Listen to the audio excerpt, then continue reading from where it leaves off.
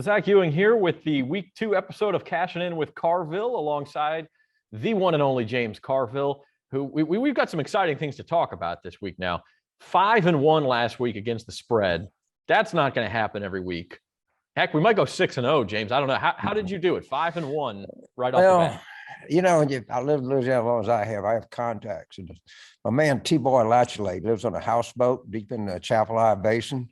And the man's got an algorithm. That's all I can tell you. And he don't talk to anybody. I knew him when I went to high school in Downsville, Louisiana. And T-Boy's in his mid-70s now. But all he does is fish and handicap. And he's in his mid-70s. He's got to pass down the algorithm. I mean, that's he's got a son. He might give it to him. I'd rather have T-Boy's algorithm than $100,000. I'll tell you that. That's right. Otherwise, it'll be left with the Gators in the basin there. Yeah, actually knows what he's talking about. The other thing to be excited about would be the New Orleans Saints, who looked like world beaters against the Packers last week. What do you think about that? I couldn't believe I was watching. It was a near perfect football game.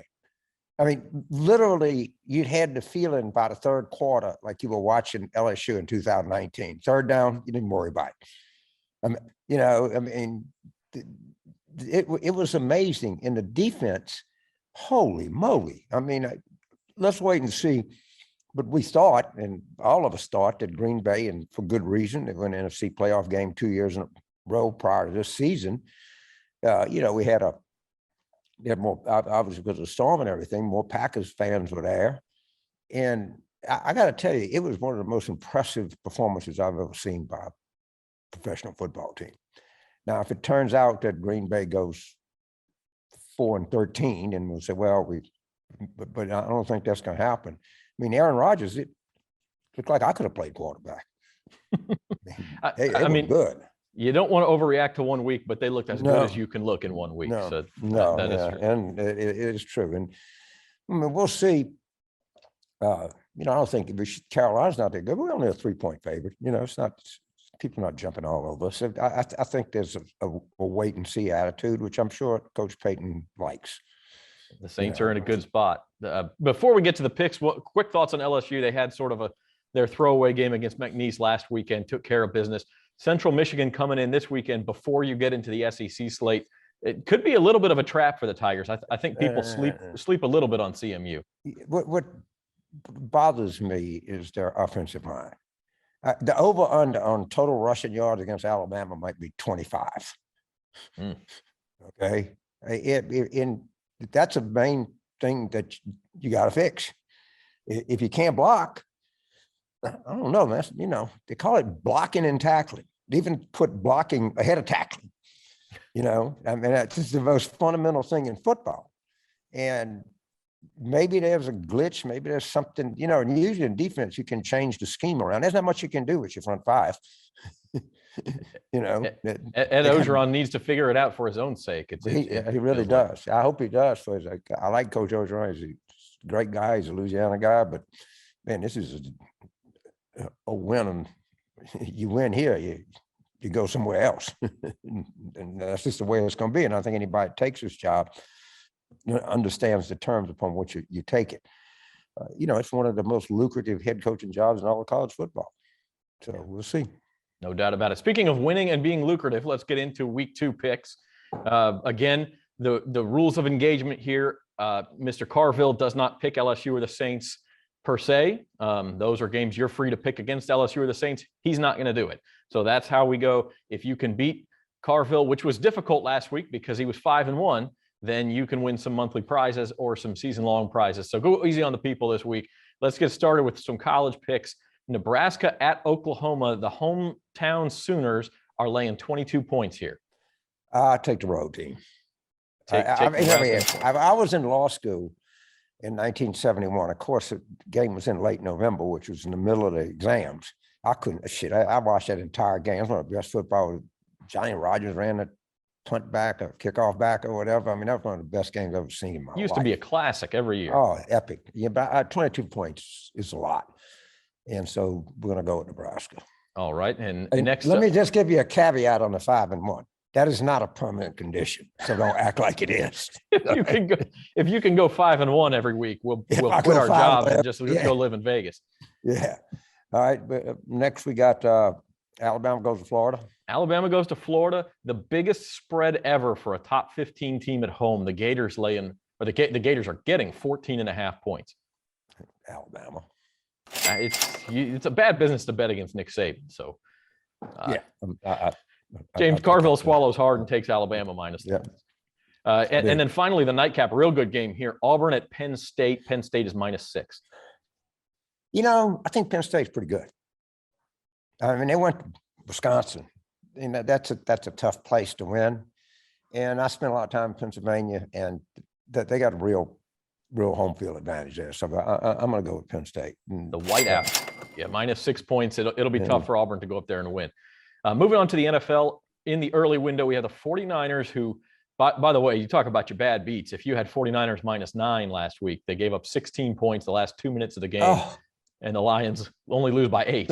Right. But now they're back on the road, back in the Eastern time zone, laying 3.5 in Philadelphia, who had a big win themselves last week. Where are you going here? 49ers. Philadelphia's not that good. That might have been fool's gold for week 1 for Philly. So 49ers -3.5 is the pick. Moving on to the afternoon session, Titans at Seahawks up in Seattle, and the Seahawks are laying 5.5. I'll take the road. I'll take the Titans here. Titans with the points. They need to bounce back. We need it. Yeah.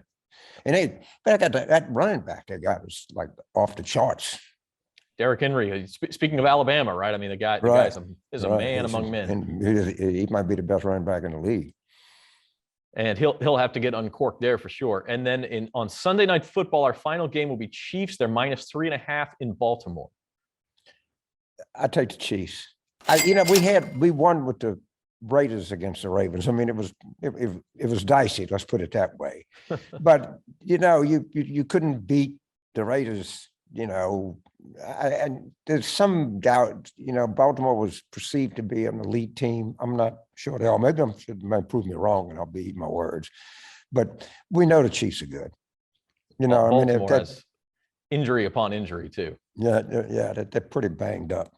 And the other I like is West Virginia's at home against Virginia Tech. I take West Virginia. That's an interesting one because a lot of the computer models say Tech, but the sharp money seems to be going in on West Virginia. So you following the money there? Yeah, a little bit. It looks weird. When something looks too good to be true, then it is too good to be true. And there's an element of contrarian in me. If you go and you look at the line, and it's always the old line is, always take 7.5, but not 6.5, because they're just dying at the, and that 7.5 point line is they're just dying for you, to take the 7.5 side. I mean, that's the greatest sucker line in the world. Words of wisdom from James Carville. You got to be willing to. Go ahead. You got to be willing to zag when they want you to zig, in other words. Yeah, you can figure what they're doing. And then Florida State goes to Wake Forest, all right? And they're +5.5. All right, I'm going to be the sucker. I'm going to walk into this trap and take Florida State. I mean, I couldn't get the word Wake Forest out of my mouth. I got to say, that was one of my picks this week, too. I like Florida State. I think they're undervalued. It's an overreaction. They had a hell of a game against Notre Dame. I watched that game. That's one of the best college football games I've seen. And, of course, they got caught sleeping with Jacksonville State. And they're going back, and they got something to prove. Yep. And that was a short week against Jacksonville State. Now they've had a full week. So all of those sort of things. So a little lanyap from James. Again, to recap the picks this week, he's got the dog, Nebraska, +22 at Oklahoma. He's taken Alabama -14.5 at Florida. Penn State -6 against Auburn. Taking the 49ers, the Titans, and the Chiefs, 3 road teams in the NFL. So those are cashing in with Carville picks for week 2. James, we appreciate so much you taking the time. But just remember, old T-Bar don't need a COVID shot. You don't need, he's not coming into contact with anything but alligators. He's out there in the sticks. That's right. He's out there in the sticks. All right, James, we'll see you next week. You bet. Okay, thank you.